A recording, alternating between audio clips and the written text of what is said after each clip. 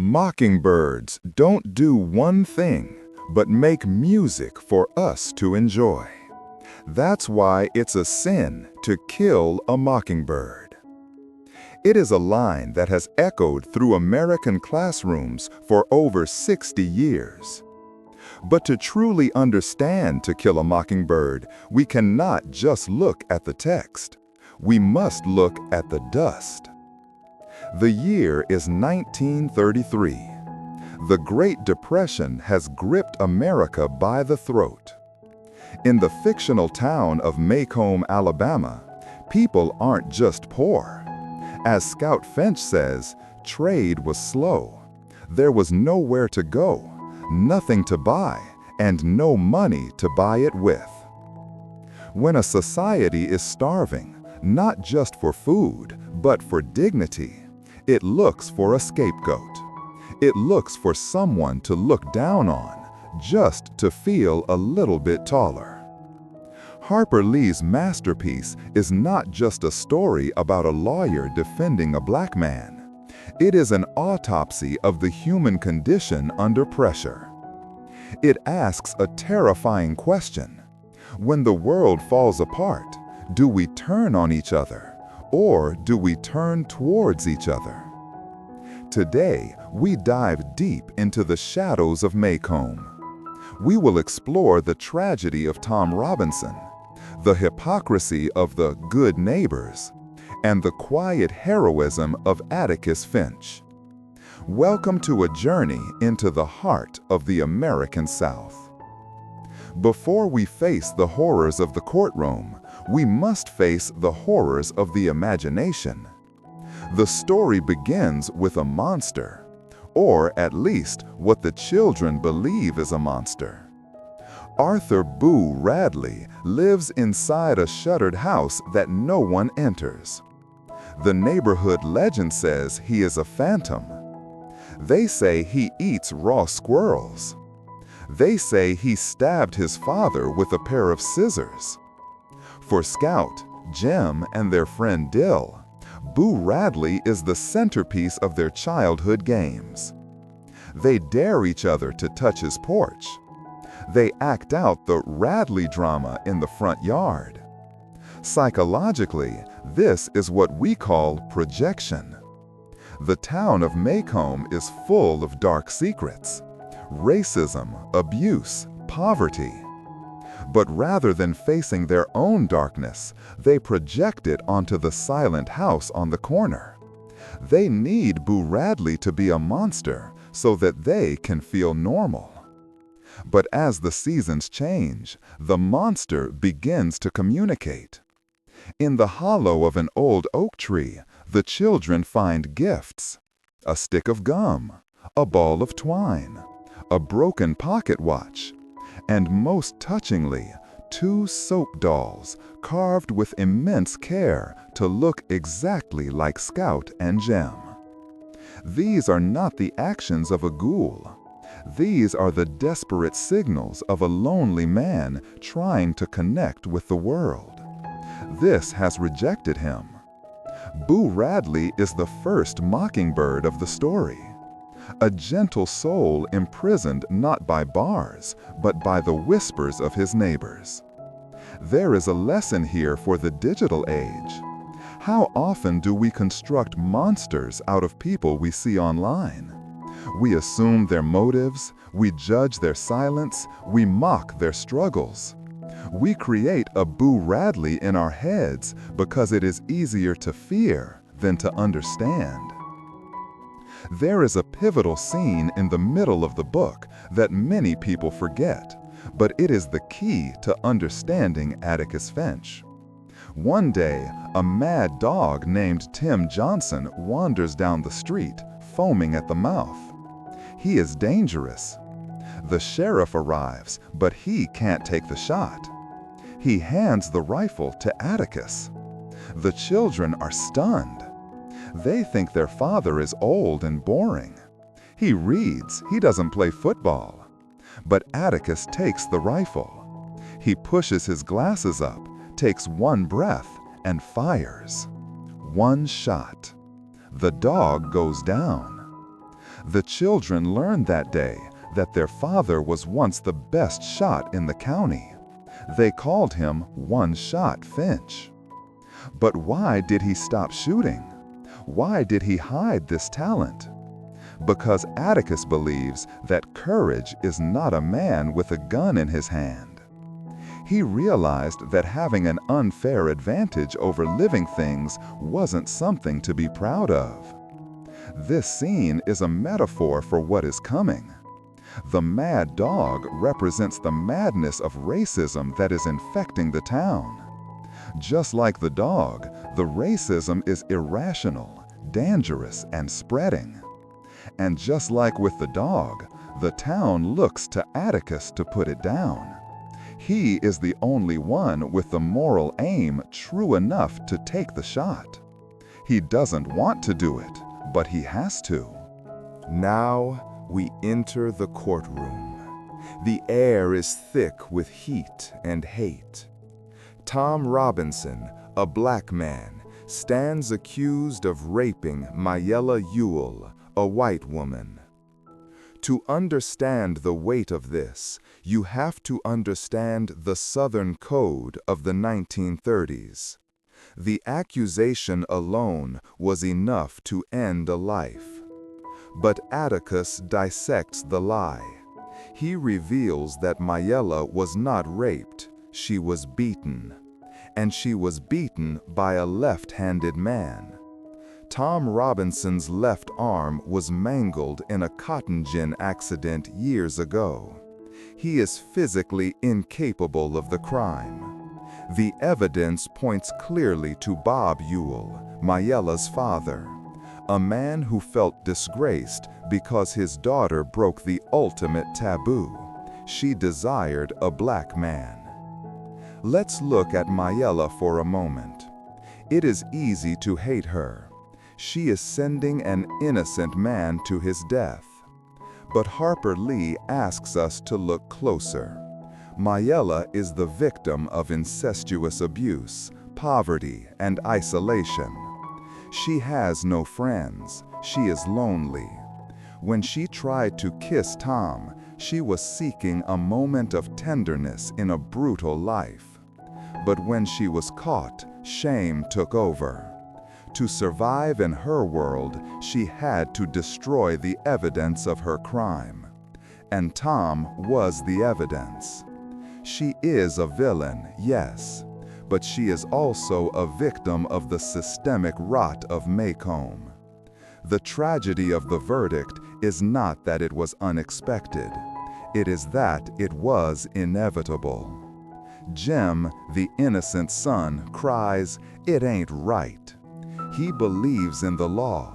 He believes that truth matters. But Atticus knows better. He knows that in Maycomb, a white man's word, even a lying, trashy white man, will always outweigh a black man's truth. When Tom is shot trying to escape prison, Mr. Underwood, the newspaper editor, writes that it was a senseless slaughter of songbirds. Tom never hurt anyone. He helped Mayella because he felt sorry for her, and that was his fatal mistake. In a racist society, a black man is not allowed to pity a white woman. It disrupts the hierarchy. While the trial is the loud center of the story, the quietest cruelty happens in the living room. There is a scene involving the Missionary Society, a group of local ladies having tea at the Finch house. They talk about the poverty of the Maroonahs tribe in Africa with great sympathy. They praise the missionary trying to civilize them. But in the very next breath, they complain about their own black servants acting grumpy since the trial began. They speak of Tom Robinson's wife with disdain. This is cognitive dissonance. They weep for the suffering of strangers across the ocean, but despise the suffering of the neighbors in their own kitchen. Harper Lee is holding a mirror up to polite society. She is showing us that racism doesn't always wear a white hood and burn crosses. Sometimes it wears a floral dress, drinks tea, and quotes the Bible. This is the banality of evil. It is the evil of good manners masking a rotten heart. Contrasting these ladies is Calpurnia. She is the bridge between the two worlds of Maycomb. She teaches Scout a crucial lesson about code switching. When Calpurnia takes the children to her black church, Scout notices she speaks differently. She uses the dialect of her community. When Scout asks why, Calpurnia explains that it would be arrogant to speak proper English there. It would make her neighbors feel small. Calpurnia understands empathy in a way the white ladies never will. She adapts herself to make others comfortable. She is the unsung hero of Scout's education. While the trial is the loud center of the story, the quietest cruelty happens in the living room. There is a scene involving the Missionary Society, a group of local ladies having tea at the Finch house. They talk about the poverty of the Maroonus tribe in Africa with great sympathy. They praise the missionary trying to civilize them. But in the very next breath, they complain about their own black servants acting grumpy since the trial began. They speak of Tom Robinson's wife with disdain. This is cognitive dissonance. They weep for the suffering of strangers across the ocean, but despise the suffering of their neighbors in their own kitchen. Harper Lee is holding a mirror up to polite society. She is showing us that racism doesn't always wear a white hood and burn crosses. Sometimes it wears a floral dress, drinks tea, and quotes the Bible. This is the banality of evil. It is the evil of good manners masking a rotten heart. Contrasting these ladies is Calpurnia. She is the bridge between the two worlds of Maycomb. She teaches Scout a crucial lesson about code switching. When Calpurnia takes the children to her black church, Scout notices she speaks differently. She uses the dialect of her community. When Scout asks why, Calpurnia explains that it would be arrogant to speak proper English there. It would make her neighbors feel small. Calpurnia understands empathy in a way the white ladies never will. She adapts herself to make others comfortable. She is the unsung hero of Scout's education. Everything in the book leads back to Atticus's one golden rule. He tells Scout, "You never really understand a person until you consider things from his point of view, until you climb into his skin and walk around in it." This sounds simple. It is a cliché we tell children. But to actually practice it, that is the hardest work a human being can do. It is not passive empathy. It is an active intellectual struggle. It requires Scout to stand on the porch of the terrifying Radley house and imagine the last 3 years from Boo's perspective. It requires the reader to understand why Mayella lied, even while condemning her. It requires us to see Bob Ewell not just as a villain, but as a broken man, a byproduct of an economic system that taught him his only value lay in his skin color. Bob Ewell had no money, no education, and no dignity. The only currency he had was being white. And when Atticus proved that a black man was morally superior to him, Bob Ewell didn't just get angry, he shattered. Atticus destroyed the only identity Bob Ewell had left. We must also talk about Jim, Scout's older brother.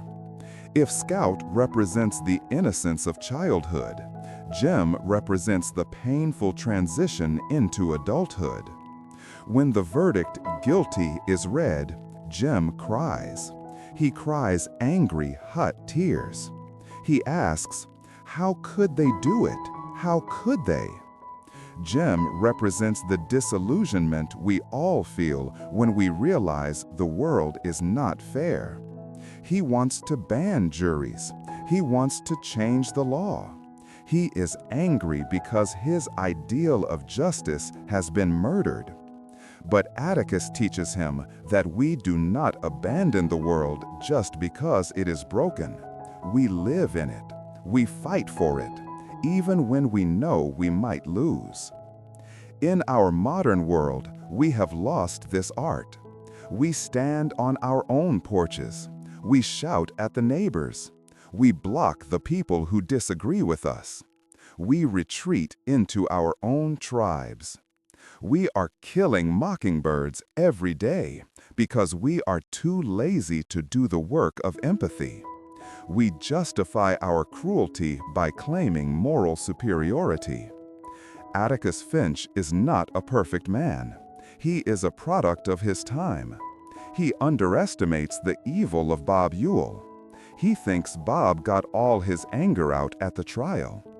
Atticus made a mistake, a human mistake, and that mistake almost cost him his children.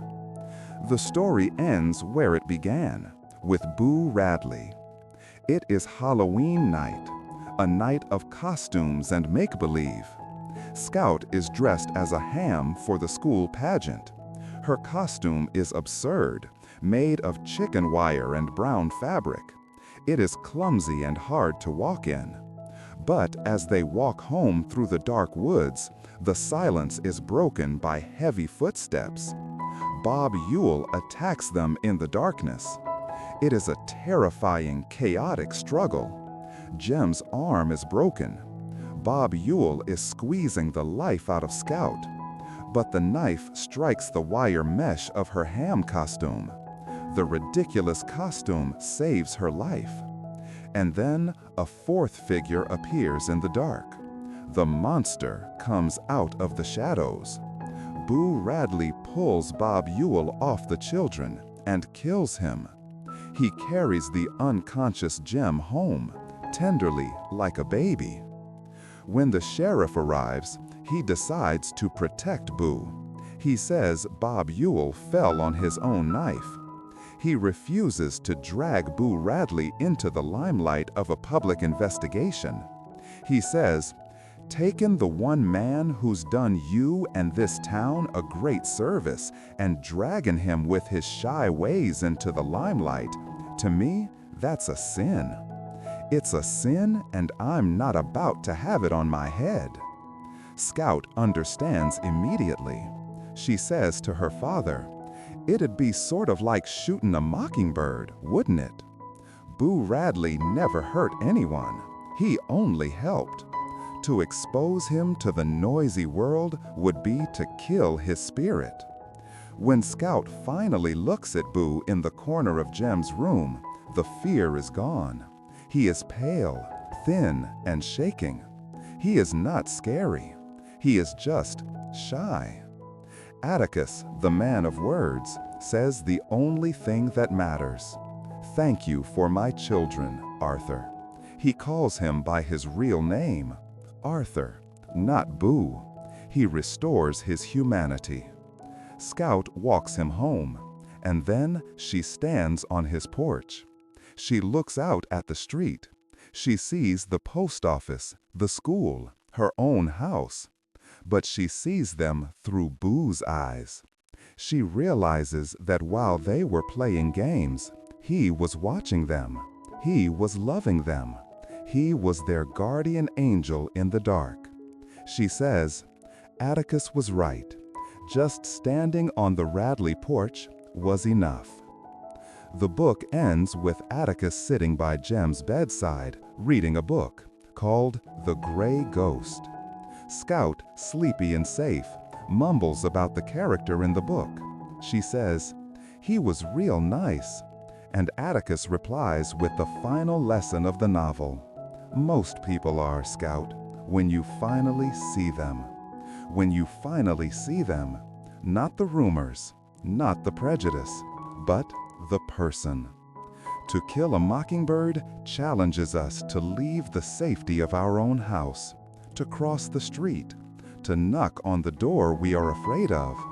Because when you finally look at the world through someone else's eyes, the monsters disappear, and all that's left are the mockingbirds. Thank you for watching. If this story moved you, share it. Let's keep the song alive.